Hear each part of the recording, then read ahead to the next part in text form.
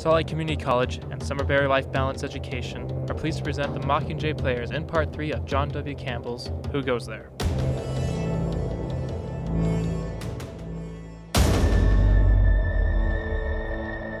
How long will that serum take? To be frank, I can't give you an exact time period. I know the general method. I've used it on rabbits, but dogs, I haven't experimented with them. They're big, clumsy animals to work with. Naturally, rabbits are preferable and serve purpose ordinarily.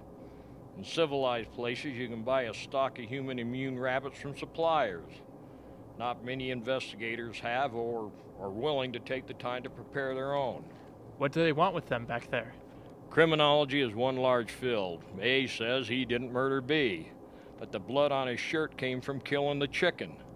The state makes a test, and it's up to A to explain how it is the blood reacts on human immune rabbits, but not on chicken immunes. And what are we going to do with Blair in the meantime? It's all right to let her sleep there for a while, but when she wakes up. John and Mark are fitting some bolts on the door of the shack. And Sam? Sam is acting like a queen. I think perhaps the way the others look at her makes her rather want privacy. Blair will also have to have privacy and locks. She's going to have a pretty definite plan in mind when she wakes up. Ever hear the old story of how to stop mad cow disease in cattle? Maybe a long time ago. If there is any mad cow disease, there won't be any mad cow disease. You get rid of it by killing every animal that it exhibits its estimation point, and every animal has been near the diseased animal. Blair is a biologist, and she knows the story. She's afraid of this thing we loosed, and every one of us should be terrified of it too. The answer is probably clear in her mind now. Kill everybody and everything. There can't be a gull, a wandering albatross, or any other kind of animal migrating in with the spring left alive. Nothing must live that could possibly catch the disease. Sounds logical to me. If things get too bad, maybe we'd better let Blair get loose. It would save us from committing suicide. We might also make something of a vow if things get bad. We see that does happen. Ha! Oh, man. The last human alive on Big Magnet wouldn't be human. Somebody's got to kill those creatures that don't have the desire or the capacity to kill themselves. We don't have enough thermite to do it all at once, and the counter explosives won't help much. I would venture to guess that even small pieces of one of those things would be self-sufficient, meaning that even a small piece of it would retain the capacity to replicate any one of us or anything it had a mind to. If they can modify their protoplasm at will, won't they simply modify themselves to birds and fly away? They can read all about birds and imitate their structure without even meeting them, or imitate perhaps birds of their home planet. Humans studied birds for centuries, trying to learn how to make a machine and fly like them. That never did the trick until we studied them from a different perspective, discovering the true nature of their ability to fly. Knowing the general idea and knowing the detailed structure of wing, bone, and nerve tissue is something far, far different. As for the otherworld birds, in fact, very probably the atmospheric conditions are so vastly different, their birds can't fly. There's a good chance the thing came from a planet like, say, Mars, which has such a thin atmosphere there would be no birds. It's finished, Doc. Connie's room can't be open from the inside. Now let's take care of Blair. Will Blair be able to look after herself or need attention in the shack? She'll be capable enough. We will be the ones to watch out. Take a stove, a couple of bags of coal, necessary supplies, and a few tools and fix it up. Nobody's been out there since last fall, have they? If she gets noisy, I thought that might be a good idea. If the muttering she's doing now is any sign, she's gonna sing away the night hours. We won't like her song. What's she saying?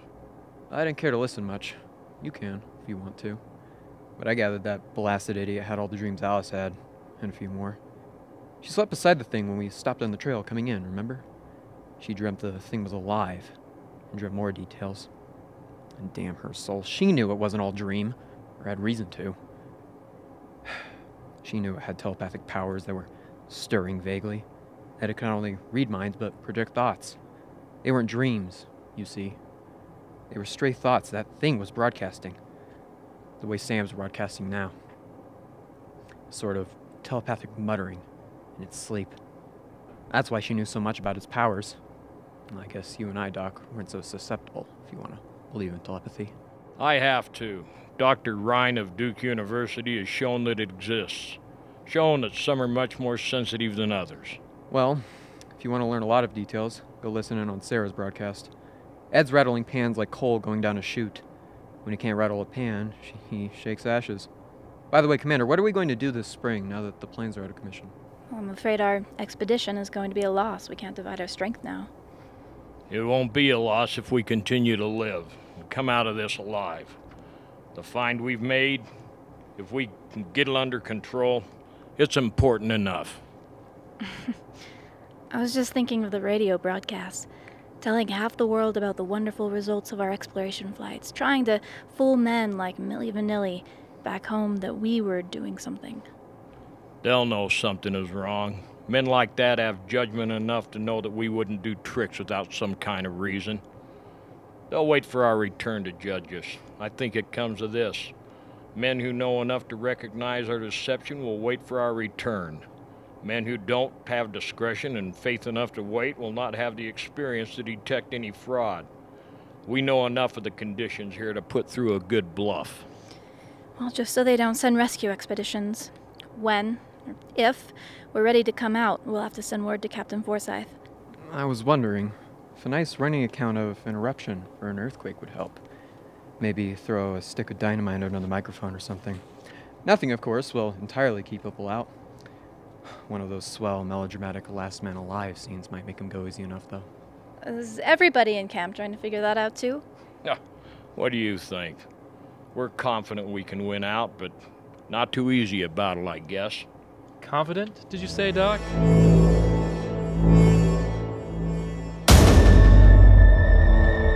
I don't want anybody coming here. I'll cook my own food. I don't want any more food with sedatives in it. I know what you're up to. Don't think I don't. Ed may be human now, but I don't believe it. I'm going to get out of here, but I'm not going to eat any food you send me. I want cans. Sealed cans. Okay, Blair. We'll bring him up tonight. Get out! Keep away from me, you monster! Keep away from me. Keep away. And if anybody tries to get in here, I've got rope. I'll hang myself before it gets me. I won't be absorbed. I won't be. You promise? I won't be absorbed. I won't be. Leave her alone, John. We'll have to fix the door, I think. Don't know what the poor man's fight is at that.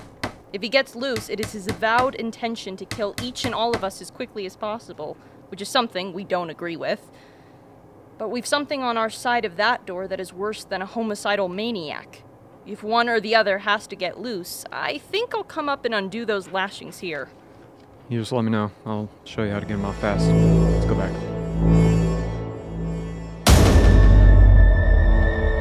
Alright, we got fun. I've been looking forward to getting away from this blasted hole in the ice. Well, I wouldn't try it now. Guys that set out here in the next couple days are going to be marvelously unpopular. How's your dog getting along, Dr. Cooper? Any results yet? In 30 hours? I wish there were. I gave him an injection of my blood today, but I imagine another 5 days will be needed. I don't know certainly enough to stop sooner. I've been wondering if Connors were changed, would she have warned us so soon after the animal escaped? Wouldn't she have waited long enough for it to have a real chance to fix itself? Unless we woke up naturally. That thing is selfish. That thing is evil. You didn't think it looked as if it was possessed of a store of higher justices, did you? Every part of it, all of it, every atom, every molecule is motivated by one thing and one thing only: selfishness. I imagine if it imitated Connors, to save its skin, the thing would have to exhibit different behaviors to fool us. But Connors' feelings aren't changed. They're imitated perfectly, or they have become the thing's own. Naturally, the thing would do what Connors would do. Say, couldn't Ty or Van give Sam some kind of test? If the thing is brighter than men are, it might know more physics than Connors. Not if it reads minds. You can't plant a trap for it. Van suggested that last night. He hoped it would answer some of the questions of physics he'd like to know answers to. This expedition of yours, this idea is gonna make life happy. Each of us with an eye on the others to make sure they don't do anything peculiar. Aren't we gonna be a trusting bunch? Each one of us eyeing his neighbors with the grandest exhibition of faith and trust. I'm beginning to know what Connors meant by "I wish you could see your eyes." Every now and then we all have it, I guess. One of you looks around with a sort of, "I wonder if the other three are..." look. Incidentally, I'm not exempting myself. So far as we know, the animal is dead. With a slight question as to Connors, no one else is suspected. The always 4 order is merely a precautionary measure. I'm just waiting for Gary to make it 4 in a bunk. And I thought I didn't get any privacy before.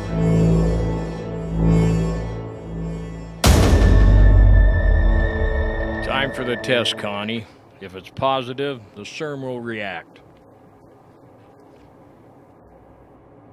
Looks like you're human, Connie. The serum reacted. Oh, 6 days. 6 days in there wondering if that damned test would lie. It couldn't lie. The dog was human immune and the serum reacted. She's all right? Then the animal's dead. Dead forever? She is human and the animal is dead. I was scared. Oh, I was scared. You think we weren't, you ape? You think maybe Sam wasn't? Gary, for Pete's sake, come here. Gary, tissue from the monster reacts too. It proves nothing but the dog was monster immune too. One of the 2 of us contributing blood. One of us, Gary, you and I. Gary, one of us is a monster. Mac? Mac, you're in command now. May God help you, because I might be the one. I know I'm not, but I can't prove it to you in any way, and Dr. Cooper's tests are broken down. The fact that he showed it was useless when it was to the advantage of the monster to have that uselessness not known would seem to prove he was human. I know I'm human, but I can't prove it either. Gary, one of the 2 of us is a liar. The results of that test are irrefutable. The result says that one of us is lying. I gave proof the test was wrong, which seems to prove me human. Now Gary has given that argument which proves me human, which she, as the monster, should not do. Round and round and round. It doesn't have to prove one of us is a monster. It doesn't have to prove that at all. For all monsters, it works the same. We're all monsters, all of us, Connors and Gary and all of you.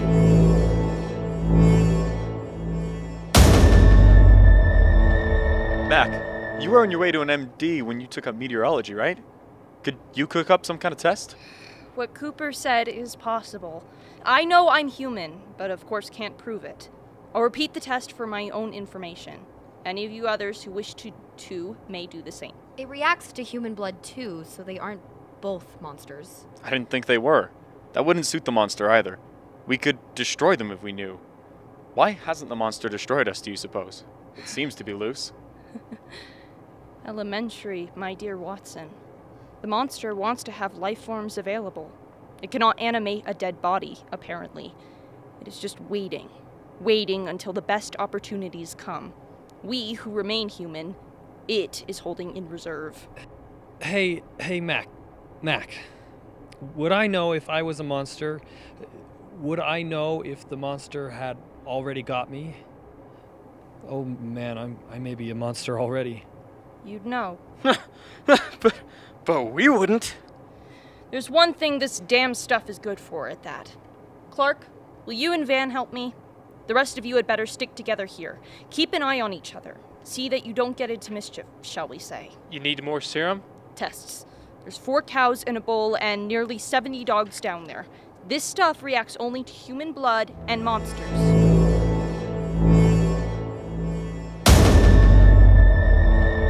What did you do? More immunizing? Immunizing? Immune, all right. The monster is quite logical. Our immune dog was quite alright, and we drew a little more serum for the tests. We won't make any more. Can't you use one man's blood or another? There aren't any more dogs.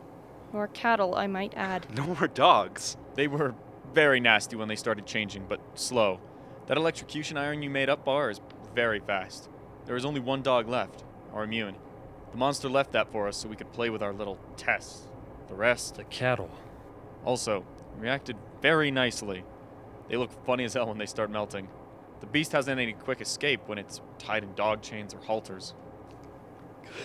The milk! I milked them an hour ago! No!